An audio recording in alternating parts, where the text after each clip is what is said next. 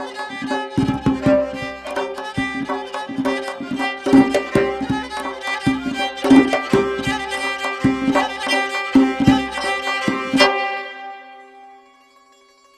الله الرحمن الرحيم. الحمد لله رب العالمين حق حمده والصلاة والسلام على خير خلق محمد وآله أجمعين.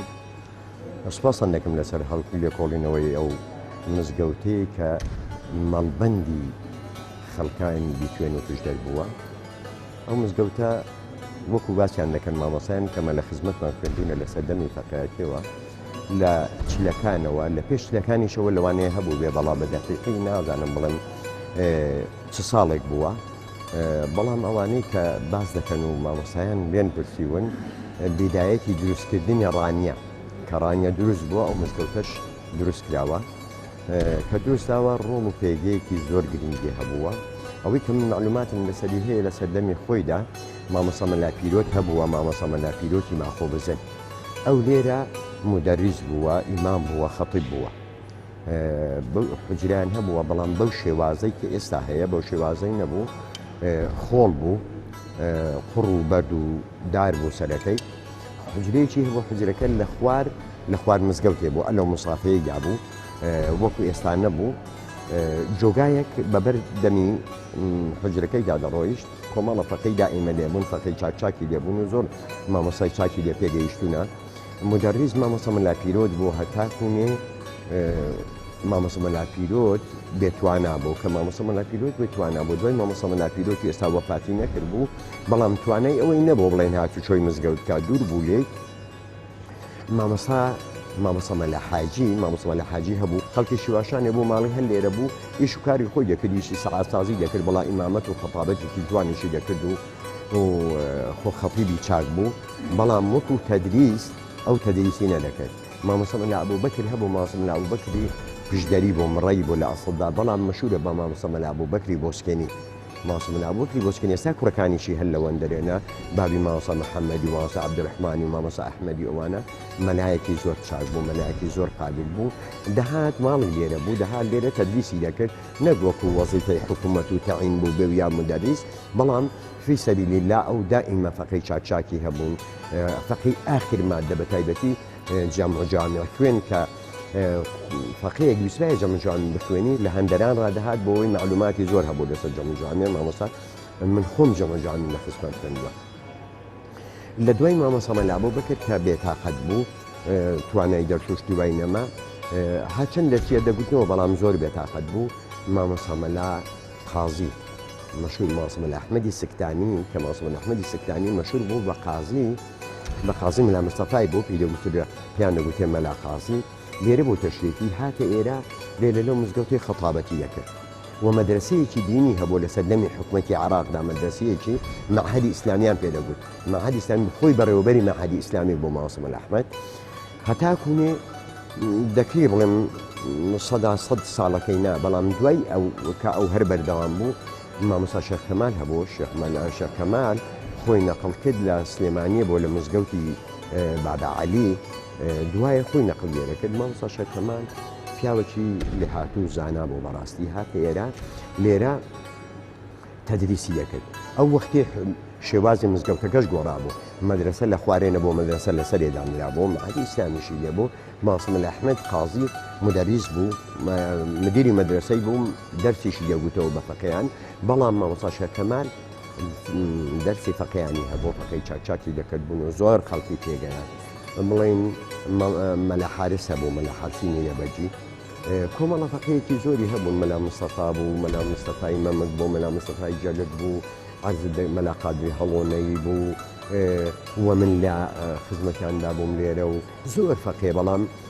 تهدید ناکرێ بڵێم کێ و چێبوون لەبەرەوەی کە فەقێ هاتووە و خوێندوێتی و ڕۆیشتووی دی هاتەوە خوێندوێتی و ڕۆیشتووە، بەڵام فەقەیەکی زۆر لێرە پێگەیشتووە لەسەر دەستی ئەو مامۆستا بەڕێزانە. شتێکم بیست لە مامۆستایەکی فەرمووی لە پێش هاتنی مامۆستا مەلاپیرۆتیدا لە بیدایەتی دروستکردنی مزگەوتەکەی مامۆستایەکی لێ بووە بە ناوی مامۆستا محەممەد.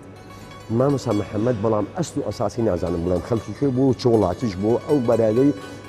کە بە میشی گوت ئەوژنی دەزانی، بەڵام دەیگوت ناوی محەممەد بووە و مامۆسایە وەسێتی کردووە کە لە دوای وەفاتی لە میحرابی مزگەوتەکەی بنێشت. فعلا لە میحرابی مزگەوتەکەی نێژدا کاتێککە ئەو مزگەوتە نوێژان کراوە دروستکاوە لە ڕابطە ئیسلامی و ئێغاسە ئیسلامیەوە سەری مەیتەکە هەر لە ناو میحرابێدا بۆ دەریانهێنا یەکێتی زانایان گواستیانەوە بۆ کفنیان کردەوە بردیان بۆ ناشتنی و سەرەکەیان لابن لەوەندە.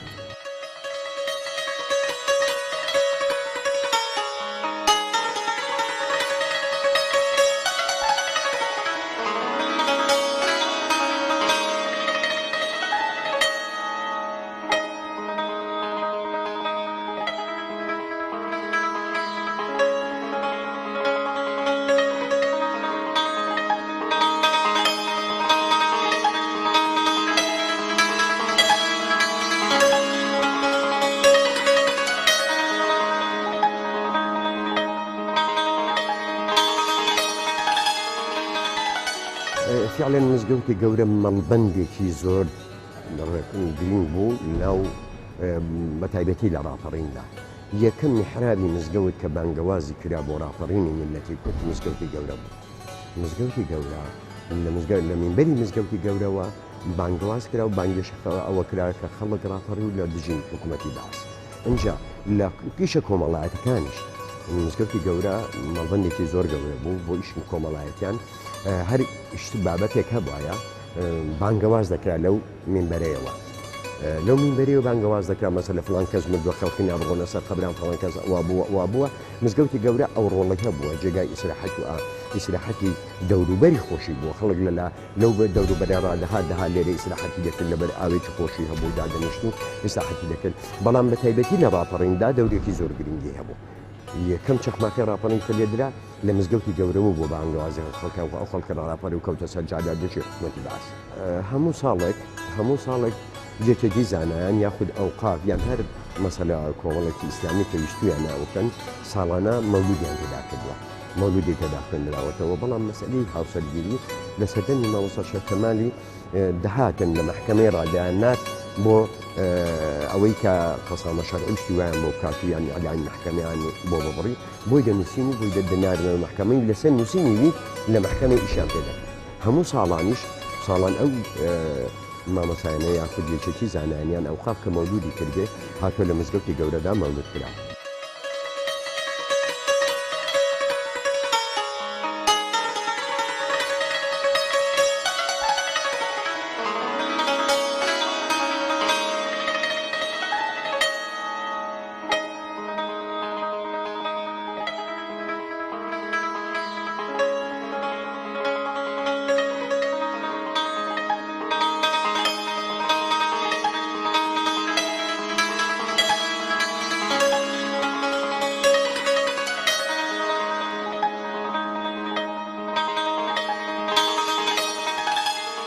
بەناوی خوای گەورە و میهرەبان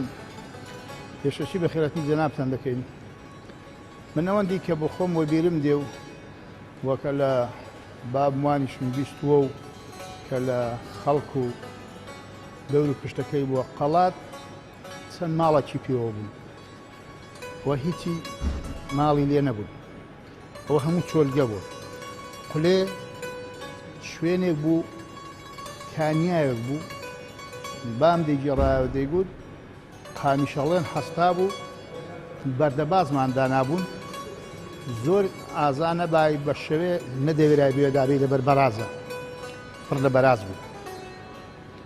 یاڕانی نەسێ ئەوان دەهاتن سەر ئەشکەوتەکەی ڕۆژانە دانوەڵاندن کانیەک بوو. ئێرش چۆڕە ئاوێکی لێ دەهاتە دەرێ زەلکاو بوو. لێرە لە زمانی وەکو بام دەیگێڕایە زمانی چلەکان چل تی هەرچۆنێکی بە نەختێک هینی خوێخوایی وەکو موختار کە لێرە بوو ماڵێ دوو ماڵی دی لێ بکانە باش بوو تی بە دیواری قوڕ دیوارمان بەرز کردەوە و هەر شوێنێکی وامان لێ دروست کرد تقریباً 6 بە 6 خەڵکەکە لەسەر کارنەکەی بەردماندا نابوون و بەسەر بەردەکاندا دەچینێت سەر ئاوەکەی دەستمێژمان هەڵدەگرت و چیمەن تۆ شتی وان نەبوو. ئەوێ مەرکەزێکی لێبوو ئەو مەرکەزە کۆنە تێگە هاتن ئەویان کدا پۆلیسخانە لە دەوری چل و ئەوانە قەڵە بە چوار دەورەیدا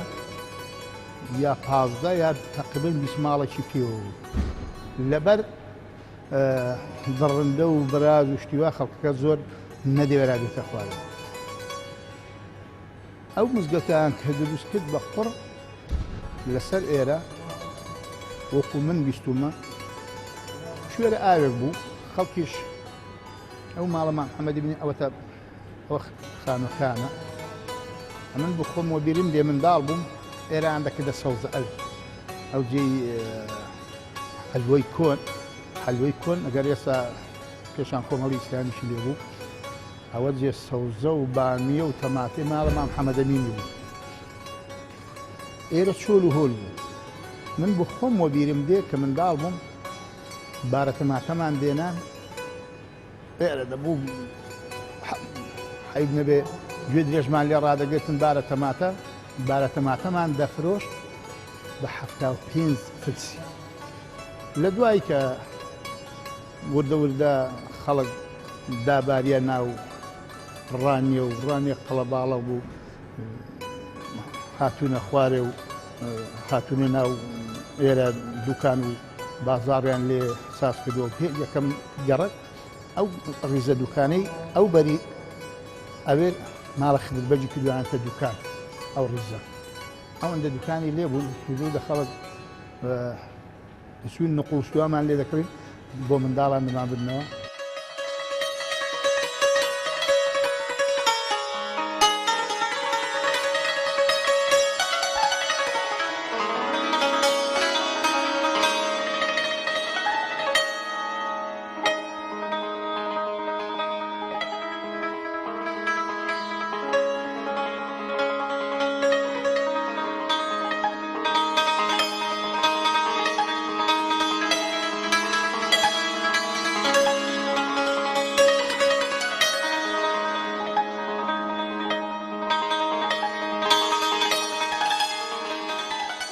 مزگەوتی گەورەکە بنیاد بنراوە لەسەر ئەوەی بووە کە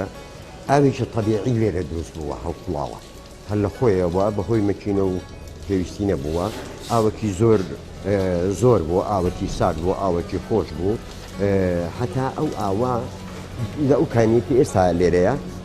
ئەوانە بوو بۆ شێوەی نەبوو تەبیعی هەڵدەفتا بەردی گەورەی لێبوون و لەناو بەردەکەندەکە دەهاتە دەرێ ئاوەکی زۆر بوو جۆگای لێ هەڵوەسرا بوون جۆگایەک ئەبێرەدا دەڕۆیشت و جۆگایەکیش بەبەر مزگەوتێدا دەڕۆیشت زەراعەتی لەبەردەکرا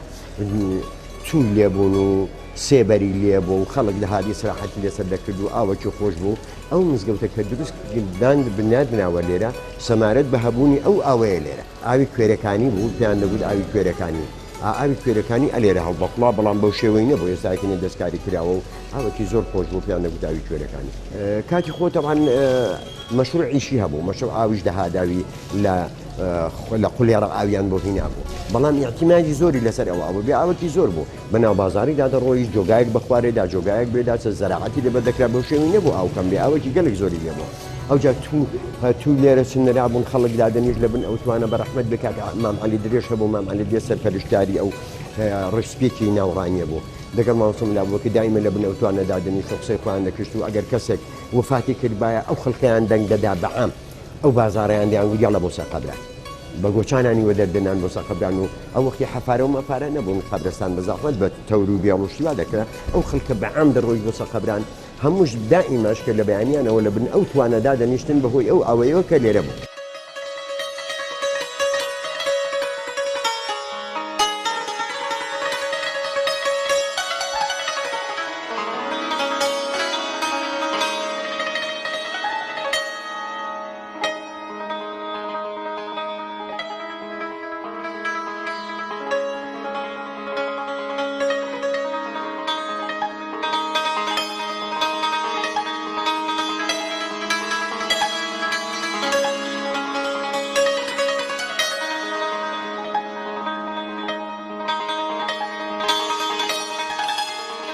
بالنسبة لمزگەوتی گەورەوە لە سەردەمی فەقێیاتیدا کە گۆڕانکاری کرا لە شێوازی مزگەوت مەدرسە چۆ ئێرە مزگەوتێکی لە خوارێ بۆ چۆ بۆ سەرێ مەدرسە کۆمەڵە مامۆستایەکە بوون یادوارەوەی زۆر خۆش بوو چەند مامۆستایەکی مودەریسی بەناوبانگ عالمی گەورە هەبوون وەکو مامۆساک ئەبوو بەکر و مامۆسا قازی و مامۆسا شەرکەمال و ئەوانە کۆمەڵەفەکەی جوان جوانیان ڕادەکردن و دائیمە ژوورێکیان هەبوو کە خەڵک دەهات مراجە پرسیاری شەرعی هەبوون دادەنیشتن پرسیاری شەرعی وەڵامی پرسیاری شەرعیتان دەداوە یعنی وەکو ئێرە وەکو لە ئێرانی شوێنەکەیە پێی دەگوترێ ئەوەی حوزەی علمی ئێرە وەکو حوزەی علمی وابوو بۆ منتەقەی بیتوێنێ هەر پرسیارێکە کێشەیەکی شەرعی هەبە داهاتن لە مزگەوتی گەورە لە ئەو مامۆسایانە حەلی مەسەلەکەیان نەکرد و کۆمەڵە فەقێیشی لێبوون و کۆمەڵە فەقێیەکی جوانیشی لێ پێگەیشت و ئەو مامۆسایانە هەتاکوونی لێرە بوون ئەوە بوو بەڵام کە بەهۆی دوای ڕاپەڕین کە ڕاپەڕین کرا و خەڵکەکە ئەوە بوو دوای ڕاپەڕین مەدرسەیەکی دیکە لێ دروست بوو لە 93 مەدرسەیەکی ئەوقافی دینی لێ دروست بوو لەوێش کۆمەڵە فەقێ کۆمەڵە تەڵەبەیەکی جوان دەرچوون و ئێستاش مەدرسەکە هەر بەردەوام ئێستا مەدرسەکە لێرە بوو بەڵام مەدرسەکە لەبەرەوەی کە جگای نەبووە لێرە وەختێکی بارگای ئەوقافیشی لێبوو بەڵام شوێنەکە شوێن نەما ناچار هەم ئەوقاف گواستیەوە هەم مەدرسەش گواستیەوە مەدرسە بەڵام ئێستا ئەو مەدرسە چەند ساڵێکە عایدی ئەوقاف نەمەوە چۆتە سەر تەربیەی بەڵام تەڵەبە هەر هەنە و مامۆسایان هەروە خۆیان دەرس دەڵێن